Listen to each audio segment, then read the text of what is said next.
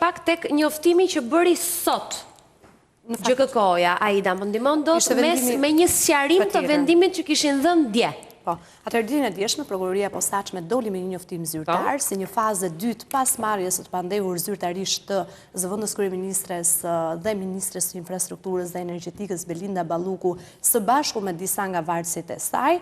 Dhe ditën e djeshme thaj që gjykata e posaçme antikorrupsion ka pranuar kërkesën e SPAK për këto masa sigurie, përfshirë këtu edhe kërkesën për pezullim nga detyra të zëvendës kryeministres dhe ministres së infrastrukturës zonjës Belinda Balluku dhe më pas edhe për varësit e saj masat e sigurisë që janë diskutuar patjetër edhe ditën e djeshme.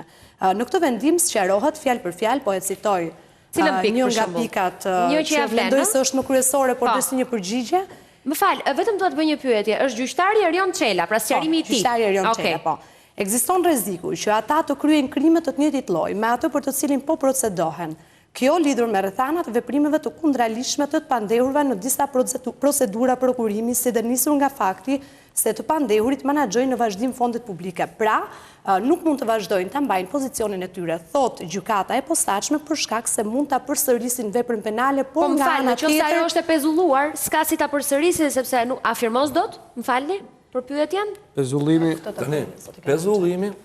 se është shumë e rëndësishme kjo, se në pikën e tyre ka të drejtë Aida kur thot, pika kryesore këtu thot që mund të përsëris aktet për cilat ne mendojmë se ka kryer, po a vlen sot një firmë e Ballukut, a firmos? Po pra, ky është shkaku i pezullimit.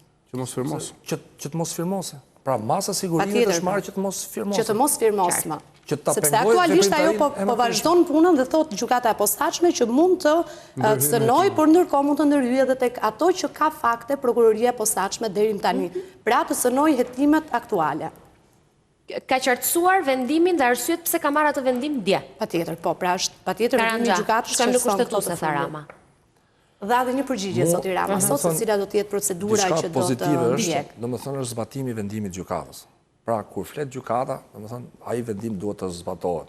Sot, 2 oficerë të SPAK-ut do shkojnë, të BKH-s, do shkojnë aty, do zbatojnë vendimin e gjykatës, se në rastet të tilla mbahet një proces verbal për zbatimin e vendimit të gjykatës. Do zbatohet dhe është e pezulluar. Me pezullim, kuptojnë, nuk do kryhet asnjë lloj veprimi që lidhet me detyrën. Tani, është mirë... Ka një ngërç të madh, sepse kryeministri thotë ne nuk e pezullojmë pa shkuar në kushtetuese dhe pa pritur vendimin e kushtetuesës, po nga ana tjetër prokuroria e posaçme apo gjykata e posaçme thotë që e kemi pezulluar. Si zgjidhet kjo gjë? Pra aktualisht zëvendës kryeministri dhe ministra e infrastrukturës firmos apo nuk firmos? Si bie? Pra marr nga ana ligjore gjithmonë. Je shumë e saktë. Tani, këto janë masa me efekt të menjëhershëm. Është njësoj, sikur një pandehur që është arrest në burg, thotë pritë se do ta çoj dhe unë në kushtetuese dhe të pres. Absolutisht, kur një person është në mas arrest në burg. Një sekond, sqarojmë një gjë. Tek sqarimi që ata kanë bërë, thonë për disa vepra të caktuara, këtu do më ndihmosh pak ti Karanja, për disa vepra të caktuara nga sa vite deri në sa vite nga 1 deri në 5 vite. Nga 1 deri në 5 vite, pra kur qen ka, do ta shpjegosh ti se nuk e kam të qartë. Kur është nga 5 vite e më shumë, merren të tilla masa shtrënguese. Kur është 5 e më pak, nuk merren. Tani, masa sigurimit merret për një vepër kur dyshohesh për një vepër penale. Po pra, gjyqtari tha... Kjo vepër maksimumin e dënimit e ka 5 vite. Por, mos harro që është në hetim dhe jemi në mes të procedimit. Kam dalin fakte të reja dhe edhe gjykata jemi në mes. Shikone, të gjitha stërlave nuk e dim, më falë, zoti Karanja. Ne nuk e dim se çfarë ka konkretisht në fashikujt e dosjeve të prokurorisë posaçme. Jo, ne nuk i dim të gjitha. Ndoshta ju patjetër sepse ju keni bërë, po pra ju keni bërë kallëzimin. Është tjetër gjë, po flas për mua si gazetare, nuk i dim të gjitha sepse aq sa na kanë vënë në dispozicion. Gjyqtari Çela referoi, thonë rrezikojnë të kryet vepra tjera penale, sepse kemi disa vepra, sepse mos harrojmë, kemi edhe për një tender tjetër që po hetohet. Pra, mund të prishem provat dhe edhe... Tani, duke qenë vetë, drejtues, duke qenë e tim, Ministria jote, rrezikon dhe prishjen e provave. Sepse pse te rasti Velia ju mbajt qëndrim tjetër, se dhe Velia u arrestu se prish provat, u caktu mas më ekstreme. Prandaj, zbatimi i masave të sigurimit, kemi parasysh, edhe për teleshikusit, është me efekt të menjëhershëm. Çfarë do me thënë, e respektojmë vendimin e gjykatës, pra që u dha për pezullim, por do e çojmë në kushtetuese. Pra, është apo s'është zëvendës kryeministre? Nuk është e pezulluar. Aktualisht është e pezulluar sa asnjë firmë. Është e pezulluar nga detyra. Vendi aktualisht është pas zëvendës kryeministre. Okej. Pra, po, jemi në një pikë që në rast se Rama mungon në një mbledhje. Në letra. Po. Në letra është kështu. Në letra është jemi pas zëvendës. E vërteta është që do jetë atje prezente. Por ajo, domethënë ka drejt dëgjoj, domethënë kur është e pezulluar, pa je i pezulluar, nuk ke drejt ti të bësh të firmosësh më drejtën e firmës në atë ministri sepse përbën vepër penale. Po kujt i kalon tani? Dhe në rast se firmos rëndon pasojat e veprës penale, se gjykata dhe mund të jetë shkak për caktimin e një mase tjetër. Shiko, kam dëgjuar mbrëm disa debate. Mund të jetë shkak për caktimin e një mase tjetër. Do ta jap fjalën pastaj të direkt. Kam dëgjuar mbrëm në disa debate që ka çuar në një ngërç kushtetues sepse është e zgjedhur nga dhe këtu do doja shumë që zoti Karanja të na jepte një përgjigje. Pra, ky vendim i gjykatës posaçme nuk mund të jepej ose nuk duhet të jepej pasi kemi të bëjmë me një populli ka zgjedhur deputetë. Me një të zgjedhur nga populli. Po quhej e zgjedhur si deputetë. Do shta ishte shumë mirë dhe dalja e kësaj të fundit sot e këtij vendimi të gjykatës, sepse ne nuk kemi të bëjmë me një pezullim të statusit të saj si deputete e zgjedhur nga publiku. Jo, nëse do ishte kjo do i bëj kërkesë kuvendit për deputete. Por me pezullimin e funksionit të dy funksioneve të kësaj të fundit si zëvendës kryeministre dhe si ministre infrastrukture dhe pastaj vazhdonte diskutimi ku thonin që me vërtet emërohet nga kryeministri, por miratimi i kabinetit qeveritar bëhet nga parlamenti, pra nga deputetët të cilët janë të zgjedhur nga populli. A ka çuar kjo në një ngërç kushtetues dhe ligjor? Jo, për të qenë të qartë, sepse mund të ky nivel diskutimi.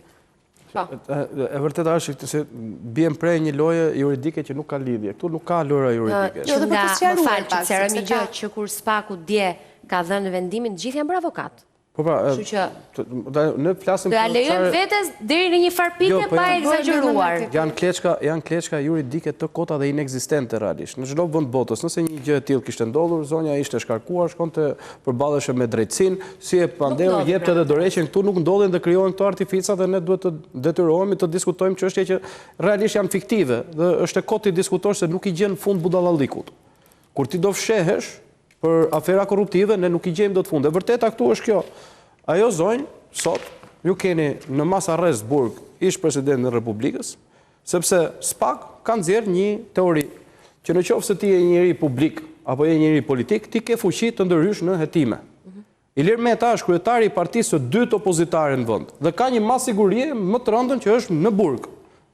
Ndërkohë zonja në fjalë, po i hiqkeni firmën dhe kush e merr drejtën e firmës, zëvendës ministri. Kjo është një lolo i saj, që do bëjë që thot kjo. Pa kjo është një fiktivitet i gjithë. Ajo çfarë ku unë po mundohem të shkojmë në kush, se tani. Si?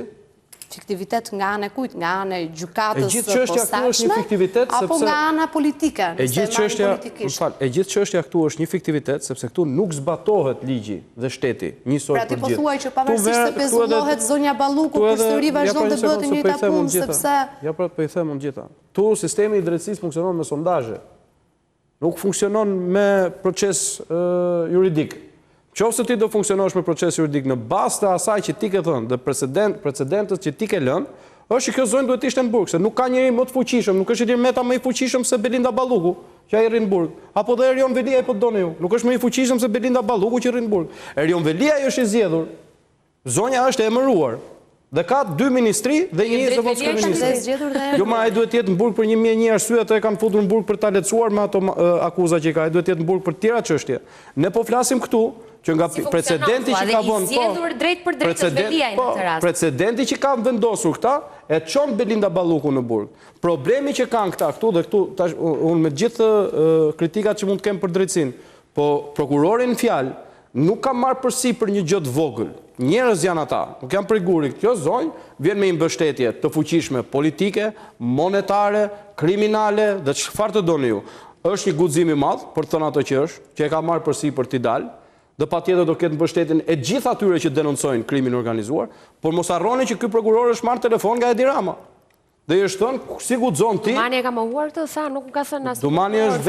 Dumani është një nga ata që kërkon mos të hetohet kjo çështje. Jo, nuk flasim tym, ne keni dëgjuar ju të mohohet kjo çështje? Nga prokurori Prençi. Nuk ka marrë asnjë lloj kërcënimi, tha Dumani Prençi, do ma kishte thënë. Jo, ka thënë Dumani, nuk kam thënë që është kërcënuar Dumani. E nderuar. Jo Dumani, prokurori çështje. Se çfarë thot Dumani ka zero rëndësi se Dumani ti është shkruar larg kësaj dosje. Dumani ka rëndësi sa shkreu Spaku, se s'ka rëndësi. Nëse do të kishte një kërcënim vetëm ta mbaroj pak. Unë mbaj përgjegjësi. Prokurori, mbaj përgjegjësi apo jo? Jo Dumani. Prokurori do ja thoshte Dumanit më. Sharanxha, ku jemi këtu? Me radhë, jo, po nga që hape një temë diskutimi që... Një minutë, unë po ju them çështjen çapo ndodh. Fakti kush është?